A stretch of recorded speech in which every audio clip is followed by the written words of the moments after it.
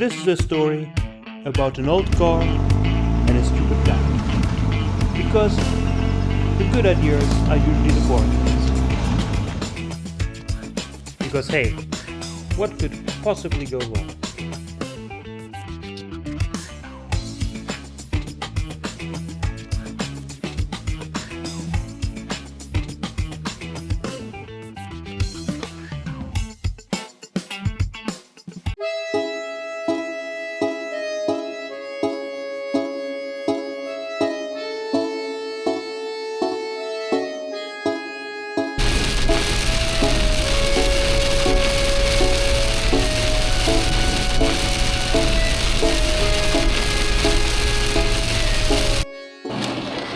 Well, that was crazy. It's my second big rain front I'm crossing today, and I also crossed 2 time zones already, so today is about crossing things twice. 2 thunderstorms and 2 time zones. And we're heading straight towards Kazan. I think I'll almost reach it today. I have some extra time because of the time difference. But I think it might be one of the longest rides on the entire tour in one day. But with these huge highways, pretty boring ride anyway, you can't really do it. It's like crazy.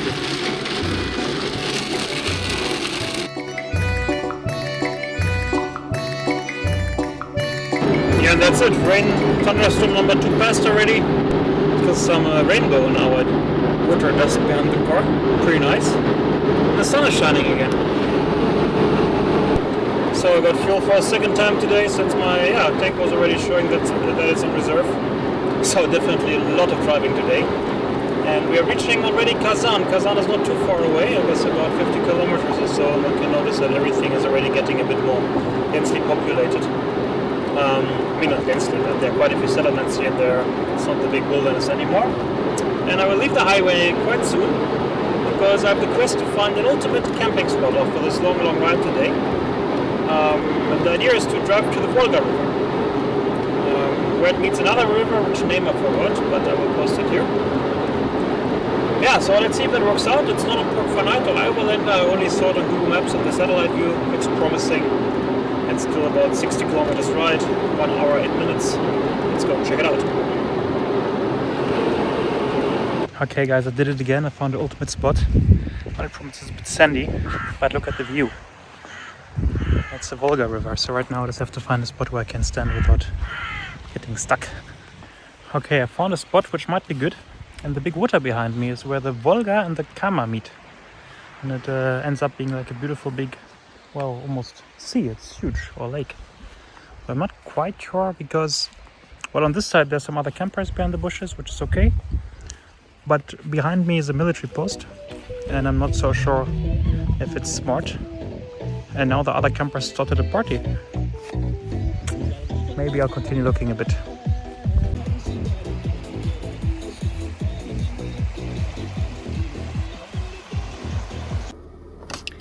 So I will drive a bit further since my neighbors here started partying with loud music. And the military point being next to me. And while I tried orientating myself on the map, my GPS was somewhere on the Volga River because apparently they put up some masts here next to the military point to disturb GPS signal, because I guess they are worried about some attacks. Strange times, strange times.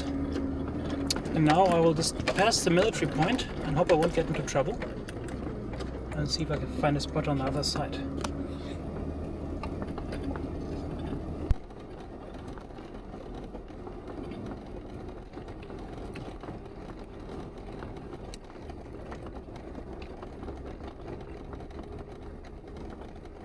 So it looks promising. I passed the military point.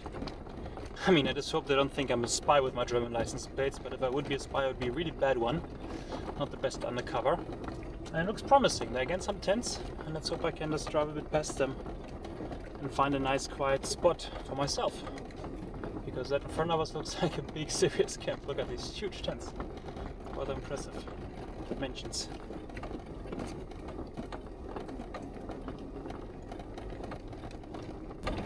It's not too bad, it's still quite close to the other guys, but I don't think they'll mind some random German camping not too far away from them. Let's have a look. Yeah, I think I found my spot. I mean, look at this view.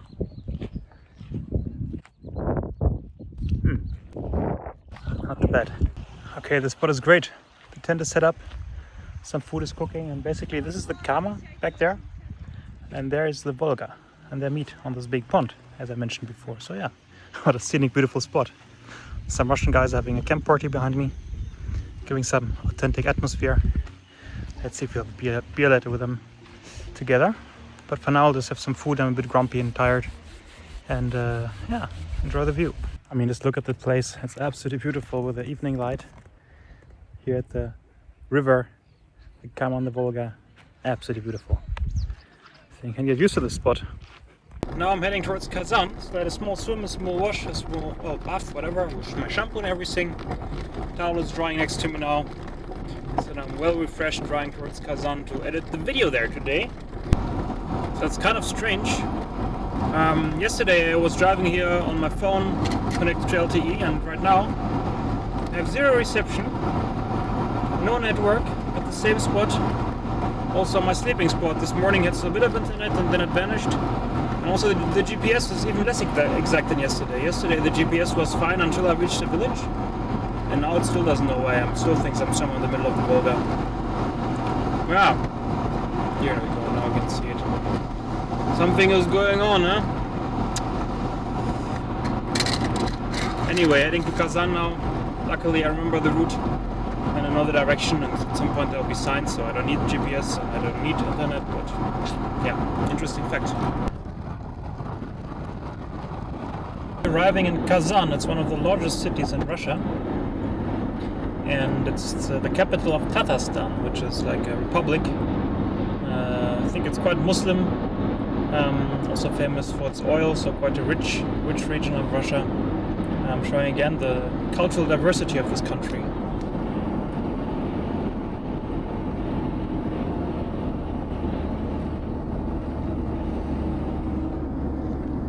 Now it's almost 11, and since I think 8:30 or so this morning, the internet doesn't work anymore, and it still doesn't. Let's see for how long they turned off the internet here. I was warned by a local guy from Ekaterinburg that Kazan is sometimes subject to Ukrainian drone attacks. I hope that the internet situation is not directly connected to that, because I don't want to be hit by a Ukrainian drone. I mean, I don't want to be hit by any drone. Yeah, sad times. Okay, so having a nice look at Kazan. It's a very beautiful city with an ancient Kremlin that you can see behind me. Yeah, a whole day time, because Dima will join a bit later today with his Zhiguli and with his old Lada, and I'm just enjoying Kazan so long. Also, my laptop is here for editing the next video. Yeah, good mood. Okay, so Dima had a few car problems on the way, so I'll arrive a bit later and I'll already go to a camp spot. But the problem is that, once again, the GPS doesn't really work. It's a huge mess. I mean, look at that. I'm actually there where the route is starting, approximately. And phone thinks I'm somewhere completely different. So yeah, again a challenge navigating without GPS. At least this time the internet works. I hope. For how long, I don't know. But you do notice it's not a normal situation in this country. So heading straight to a camp spot, where Dima with his girlfriend will join me. Okay, this guy's in a hurry behind me. There we go. Yeah, so heading out of Kazan towards the Volga River again, but on the other side of Kazan this time, and it's on the west. So basically Dima will come from this direction, and I'm accompanied by beautiful, beautiful clouds and little sunsets. We made it again. I think we're reaching an absolutely epic camping spot. Look at that.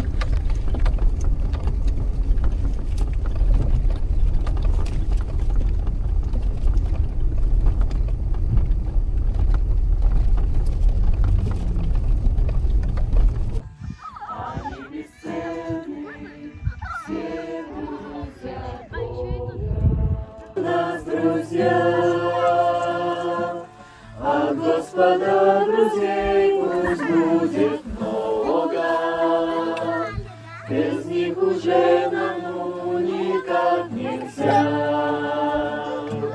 Они бесценны, все друзья Бога. Как хорошо, что есть у нас друзья. Господа друзей пусть будет много, без них уже давно никак нельзя. Они бесценны, все друзья Бога.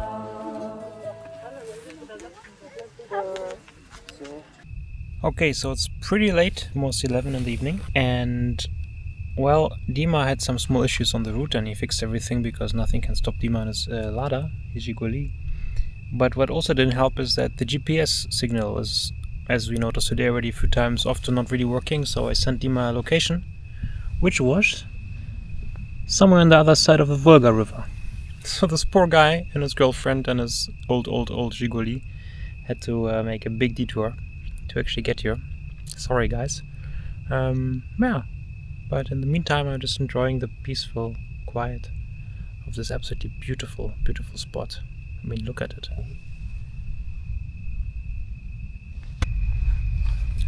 Guys, I can't believe it. That's Dima coming. Finally you made it. Oh yes, already got a beer because I got bored waiting.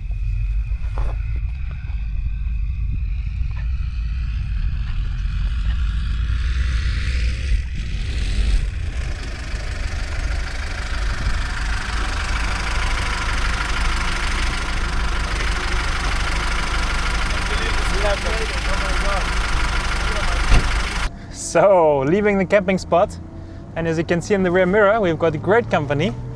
A 51-year-old Gigoli following us up the steep road. And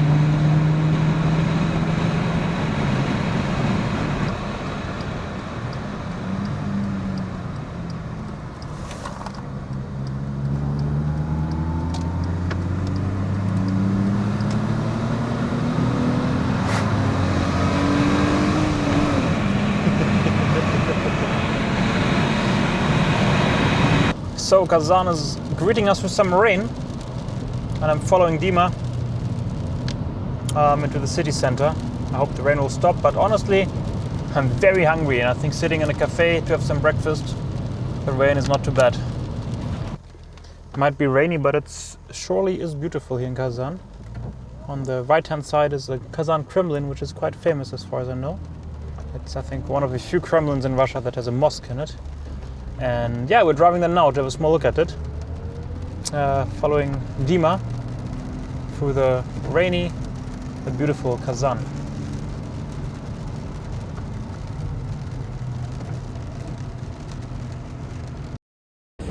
So made it to the cool Sharif Mosque. Very cool.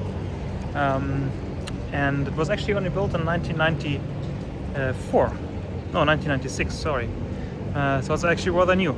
And there's of course also Orthodox Church, which we'll check out later, which is the original religious house of this Kremlin. Okay guys, forget about Pisa.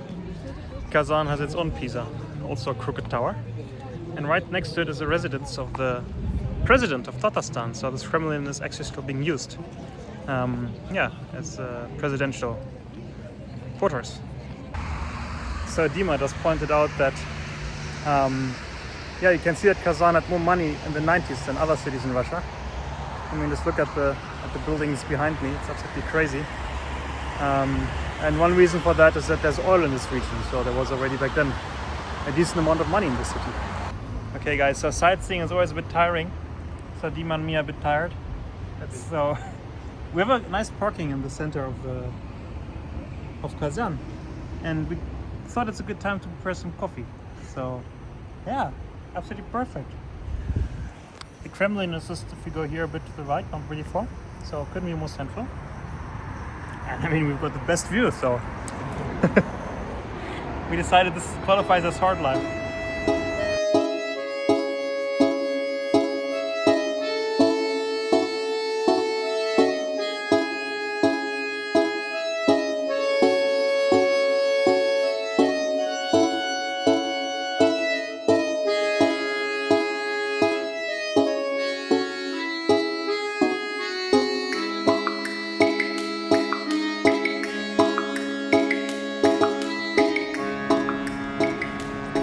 Leaving Kazan and heading further west. Kazan was again quite nice, beautiful old city center, quite touristy. It does make a bit fake impression sometimes, But I guess that's also a thing about, you know, beautifully prepared touristy spots. Yeah, but a small coffee on the roadside was definitely the main highlight. So I drove in front of Dima, now he's crawling suddenly, really slow, almost stopping. I hope he's only taking a photo and not broken somehow. That doesn't look good.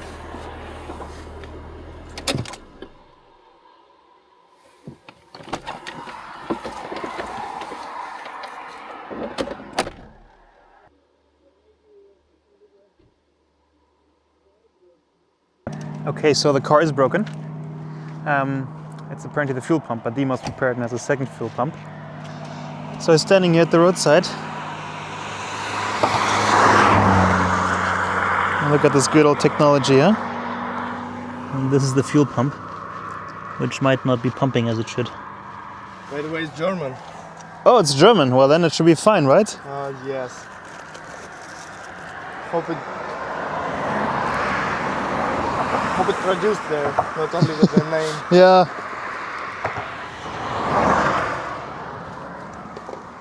Well, I think switching it is gonna help.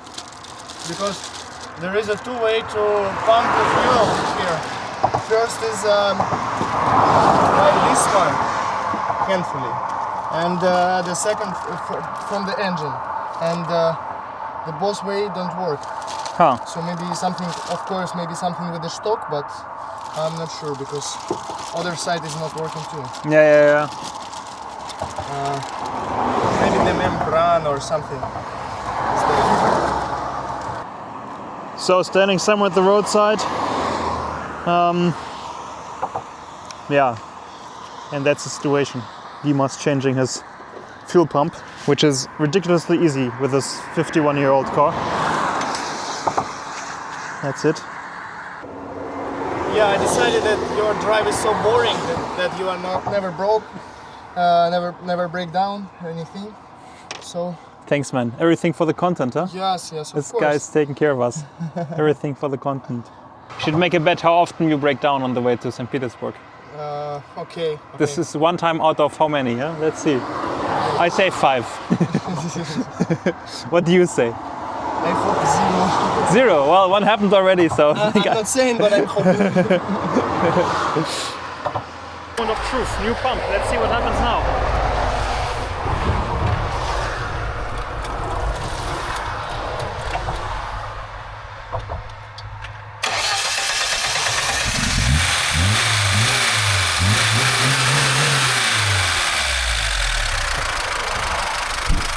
There we go. Just great. Good job, Dima. Ready to rumble.